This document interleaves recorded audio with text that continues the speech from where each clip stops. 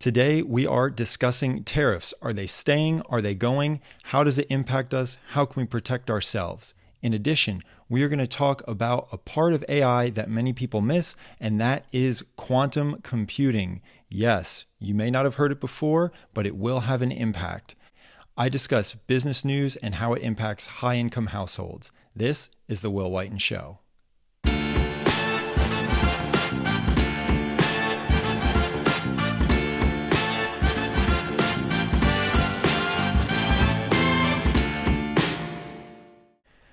Okay, so our first story, this has to do with tariffs, and this is from Reuters. I'll read you the headline. It says, Bessent says he is optimistic after Supreme Court hearing on tariffs. So what's going on? Why are the tariffs going to the Supreme Court? And the tariffs are basically being challenged. I believe the state of Arizona's AG is one of the challengers to this. They're being challenged, and the argument is, hey, these tariffs are hurting Americans. They're raising the cost of everything because when a business has to pay a tariff, it passes that cost on to the end consumer, so they pay the final price. And it's hurting consumers, and the president may not have the power to enforce these tariffs or create them in the first place. That's how the argument goes. That's why the Supreme Court has taken it up. Now, interestingly enough, the tariffs have yielded $100 billion for the U.S. government so far. That is a lot of money. And it puts the government in a tricky situation if the Supreme Court rules against the executive branch and says that these tariffs cannot be controlled by the president, in which case this $100 billion would have to be returned to the businesses that paid it. Now, of course, the end consumers, I doubt, are going to get any sort of reimbursement for the higher prices they paid on the products. And it would be a very technically challenging process in order to get this tariff money returned. Would the government automatically do it? Would businesses have to apply for it and then try and recoup it? It's very complicated. It may not happen if the Supreme Court sides with the executive branch and says, no, these tariffs are fine. And we'll get to the crux of the issue. Mind you, I do not have a law degree. I have a business degree. But here's what the sides are arguing. And the argument for one side says that tariffs are just taxes, and it is Congress's job to control taxes and therefore collect revenue. And the tariff is in essence a tax, and therefore the president doesn't have the power to do this. That's one argument for getting rid of the tariffs. And on the other side, the argument is using older legislation from the 1970s, and it says that the president has the power to regulate certain types of foreign affairs. And it's a very kind of broad definition of what that regulating might mean. And so the executive branch is saying within regulating foreign affairs, we find it necessary to control the tariffs. And that's how they're doing this. And I'm not surprised that they're doing this.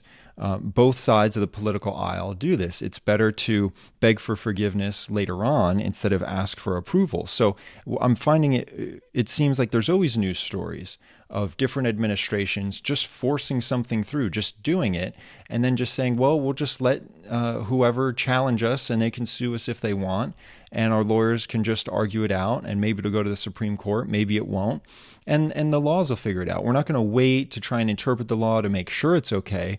We're just going to do it and then wait till we're told later that we can't do it after we've already been doing it for a long time. That's certainly the case here. So this is a tactic that's, from what I have witnessed, often employed in politics. Now, the Treasury Secretary, this article talks about a quote from the Treasury Secretary, Scott Bessent, and he said that he's very, very optimistic that the Supreme Court will rule in their favor. Now, the Supreme Court justices do have a conservative majority. So if their thinking is similar, if they have the similar baseline thinking to the administration, which is also currently conservative, then maybe he's right. But at the end of the day, they still have to read the law and make the best judgment based on how the previous laws were determined and the best interpretation they can do in the context of the overall constitution of the country. That's their job.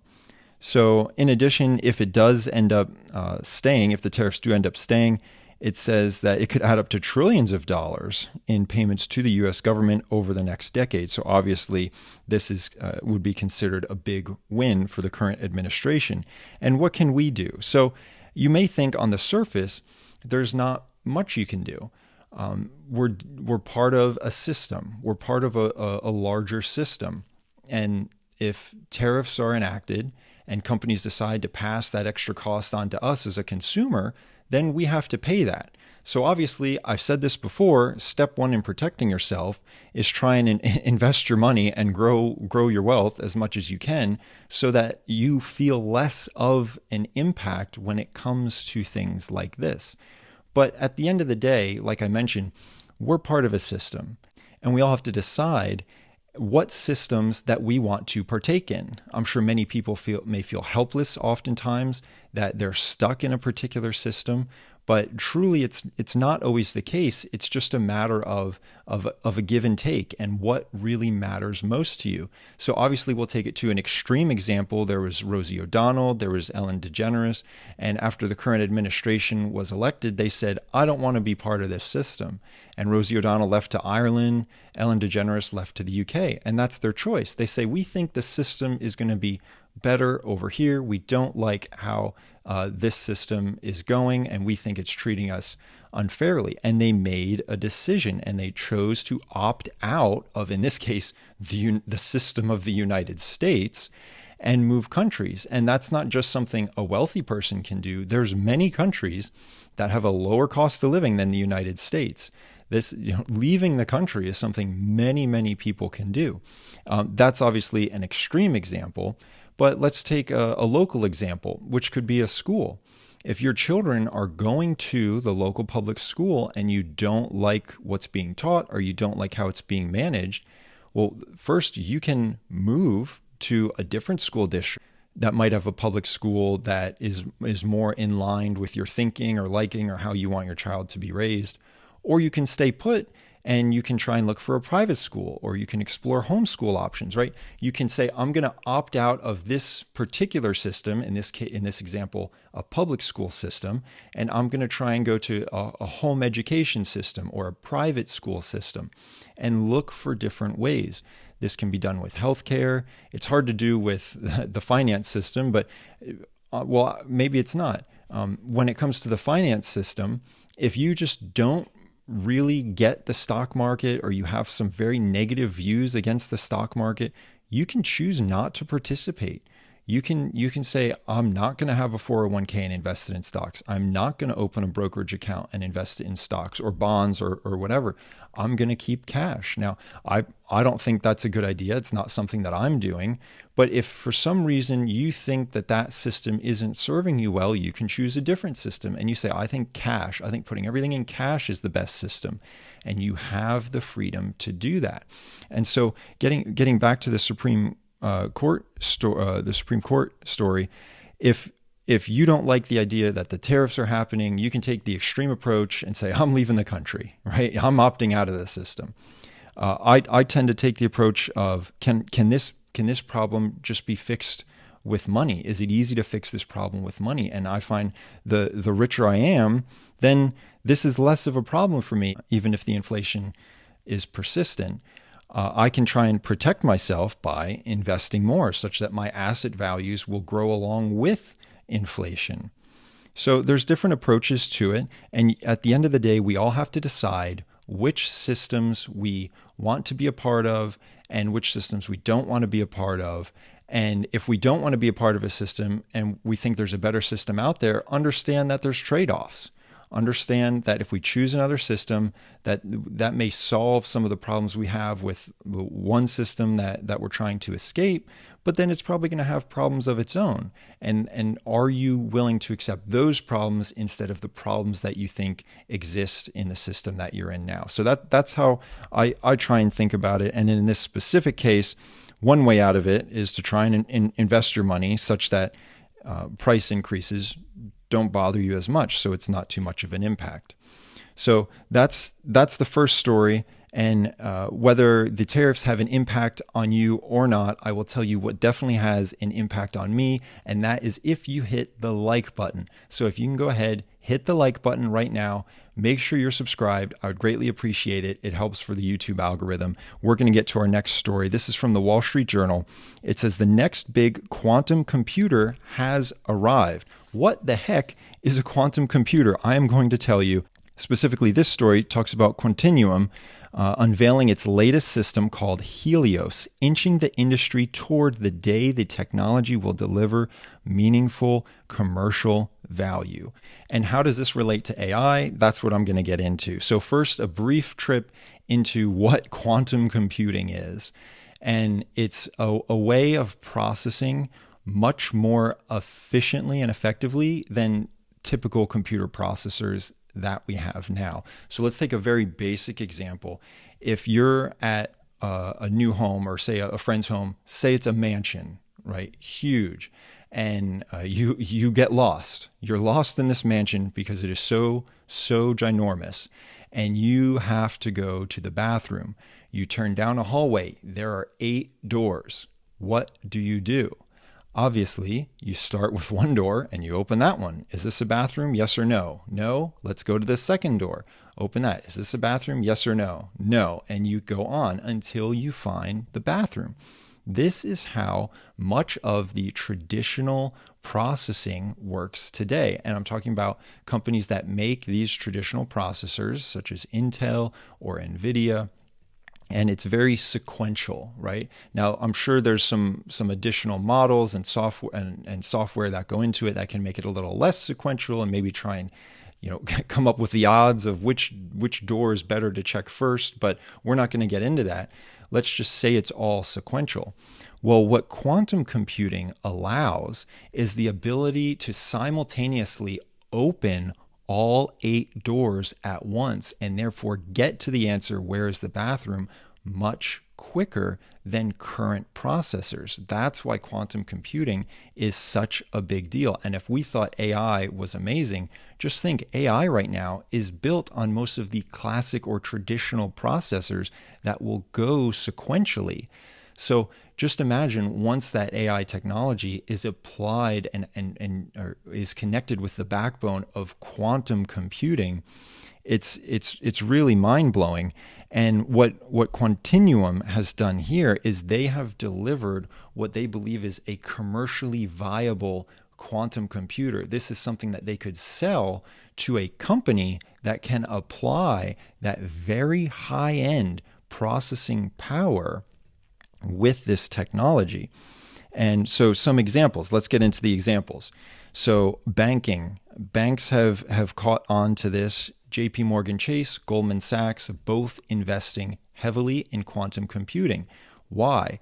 Well, there are financial instruments called derivatives, and some of the pricing is not always clear for those, and it requires a lot of computation to come up with what the best price may be.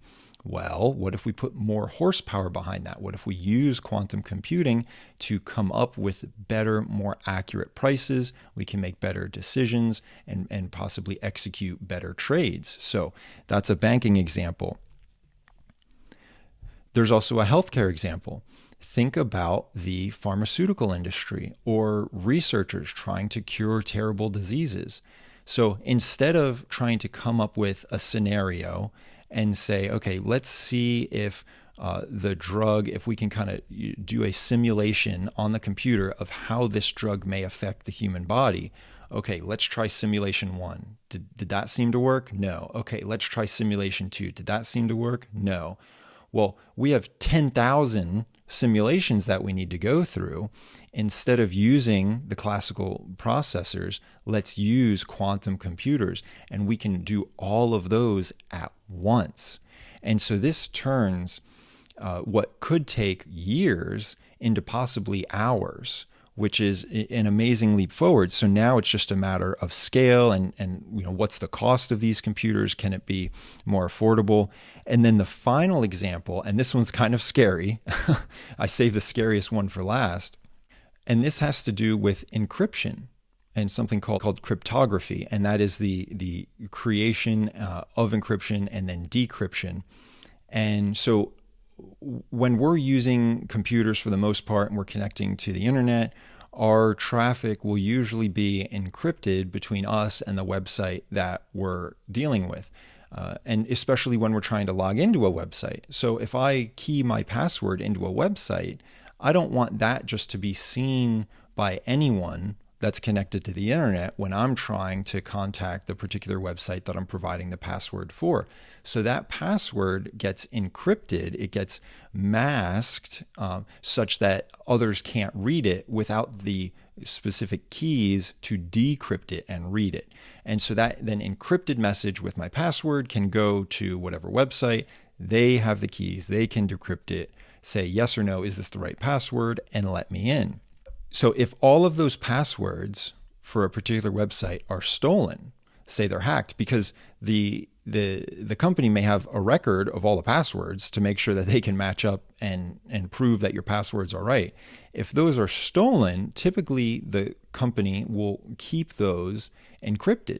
So someone has a giant batch of encrypted passwords that they can't read, and current computers are not powerful enough to run through, wait for it, all of these scenarios, all of the simulations for what the different passwords could be and try and crack those codes. However, if quantum computing is applied in this evil way of trying to hack people's accounts, it can try all the possible combinations in a much shorter time than what our traditional processors allow. And so what can we do? Obviously, we can't afford quantum computers ourselves right now. It sounds like many of the world's major companies can just barely afford it, and they're looking to test it out. But we can, one, look forward to it and look forward to all the amazing ways it can be used. There's amazing ways AI can be used. And let's just think about, what if it could be done even faster? Or if we can get better results when we're using AI.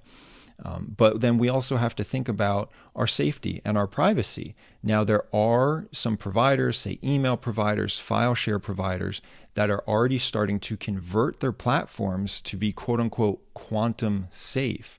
So they're using advanced technology to then make it harder for people, once they have quantum computers, to hack. So another thing that we can do when we're looking at, say, an email provider that we want to use, let's see if they're considering making their service quantum safe, or if we store our files on some sort of online cloud, are they making their services quantum safe to try and protect ourselves preemptively? Because by all accounts, it seems like this is coming. Many of the estimates have been continually, it's 10 years away, it's 10 years away. The article that I read today through the Wall Street Journal, there was another one also in Reuters, it said the estimates are now 2 to 4 years away for mass adoption across companies. And obviously we want to see it be used for good things, but we know for sure that with new technology, there's always going to be bad actors that use it in a bad way. So again, right now we can try and look to migrate to any online services that we use over to ones that ensure that they will be quantum safe in the future. That's the news for today. Have a good night.